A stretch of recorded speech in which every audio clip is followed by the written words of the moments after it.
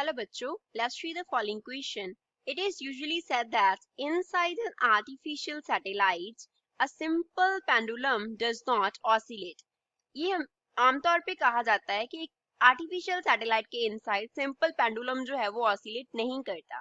Do you agree with the statement? क्या आप statement के साथ अग्री करते हो?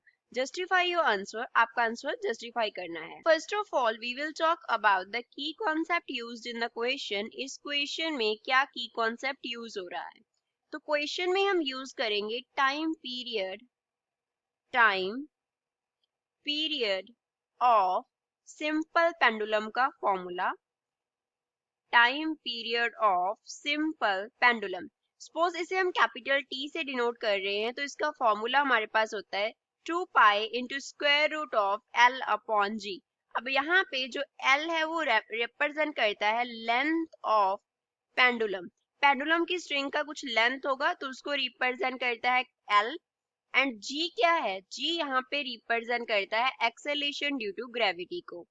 जी here is acceleration due to gravity.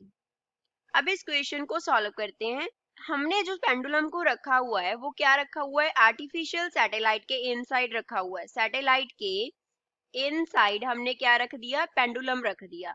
जब हम सैटेलाइट के इनसाइड पेंडुलम रखेंगे तो पेंडुलम किस स्टेट में होगा? In the state of weightlessness. Weightlessness की स्टेट में होगा. अब वेटलेसनेस की स्टेट में क्यों होगा पहले हम उसकी बात कर लेते हैं. अब वेट हम कैसे मेजर करते हैं? मान लो यहाँ पे हमने क्या रखा हुआ है? ये वेइंग मशीन रखा हुआ है. ये हमने रख दिया वेइंग मशीन.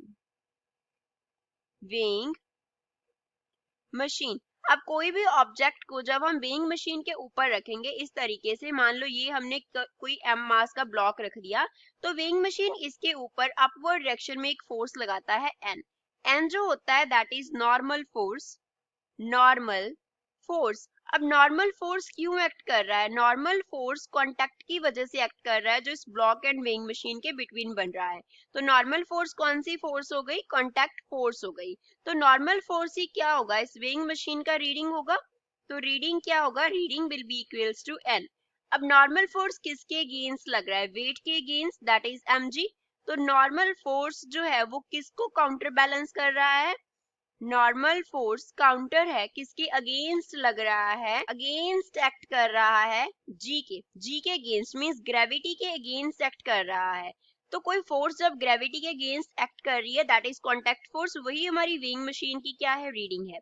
अब जब हम सैटेलाइट आर्टिफिशियल सैटेलाइट कंसिडर करते हैं तो उसके इनसाइड तो कोई भी नॉर्मल फोर्स होगा ही नहीं क्योंकि वहां पे कोई कांटेक्ट फोर्स नहीं होगा. अब जब हम सैटेलाइट की बात कर रहे हैं तो सैटेलाइट के इनसाइड नो कांटेक्ट फोर्स, वहां पे कोई भी कांटेक्ट फोर्स नहीं होगा. तो अगर कोई कांटेक्ट फोर्स नहीं होगा तो वहां पे अगर हम कोई भी पेंडुलम रख रहे हैं तो पेंडुलम का जो वेट होगा that will be equals to zero.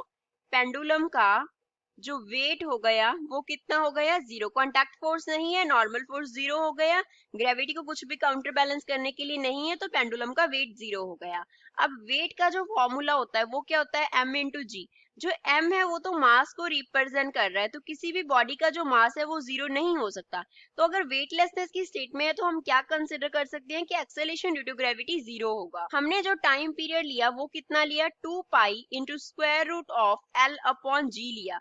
अब अगर 1 अपॉन 0 हम करेंगे तो वो क्या होगा? इन्फिनिटी होगा. तो कुछ भी अगर हम लेंथ लेंगे पेंडुलम का तो 2 pi into root of L upon 0 हो जाएगा. एनीथिंग डिवाइड बाय 0 क्या होगा? इन्फिनिटी. तो टाइम पीरियड यहाँ से कितना आ गया? इन्फिनिटी आ गया. तो पेंडुलम का जो टाइम पीरियड है इनसाइड एन आर्टिफिशियल सैटेलाइट वो क्या आ गया? इनफाइनाइट आ गया. तो वो अपना सर्कल है जो वो कंप्लीट ही नहीं कर रहा. सो हम क्या कहते हैं कि जो सिंपल पेंडुलम होगा, सिंपल पेंडुलम किसके inside? Inside an artificial satellite, inside an artificial satellite will not oscillate. वो ऑसिलेट नहीं करेगा. अगर इनफाइनाइट टाइम पीरियड होगा तो इट मींस वो ऑसिलेट नहीं कर रहा. I hope you understood well. Thanks.